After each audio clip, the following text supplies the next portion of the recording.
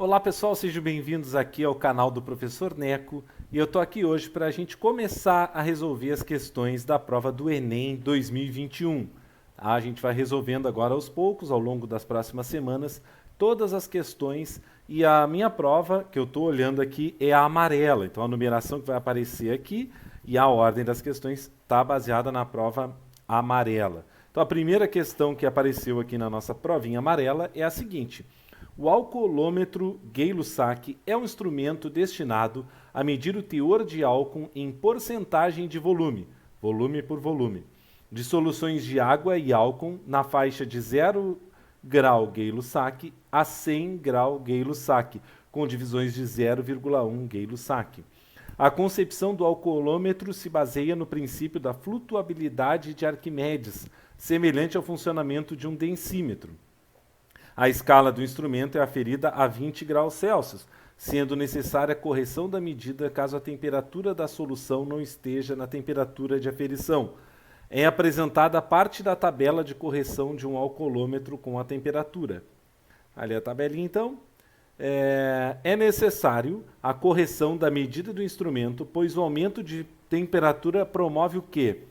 Bom, gente, ele funciona como um densímetro. A gente sabe, né, que o densímetro a gente coloca dentro de um líquido e ele vai boiar, né, dependendo aí da densidade desse líquido. Quanto mais para dentro fica o densímetro, menor a densidade do líquido. Quanto mais para fora fica, maior a densidade do líquido. E a gente tem que ter cuidado, né? Tem uma temperatura certinha que a gente deve medir a densidade. Por quê? Por quê? Porque quando a gente muda a temperatura, os corpos sofrem dilatação, contração, e aí eles ficam diferentes. Até o próprio nosso densímetro, ele fica com as dimensões diferentes. Ah, mas é muito pouco, professor. É pouco, mas influencia na leitura. Pode ver aí na tabelinha que influencia bastante de acordo com a temperatura que tu está analisando. Até uma régua que a gente costuma usar em colégio, né, gente? Se a gente faz a medida ali a grosso modo, mas se a gente fosse pegar um instrumento de medida assim, exato para medir principalmente pequenas distâncias, pequenos comprimentos, eu teria que ter cuidado também com a dilatação, dependendo da temperatura que a gente está analisando. Então é aumento da dissociação da água? Não. Aumento da densidade da água e do álcool? Também não, não é por isso, tá? É a mudança no volume dos materiais por dilatação. Então, o instrumento que eu estou utilizando, ele sofre dilatação.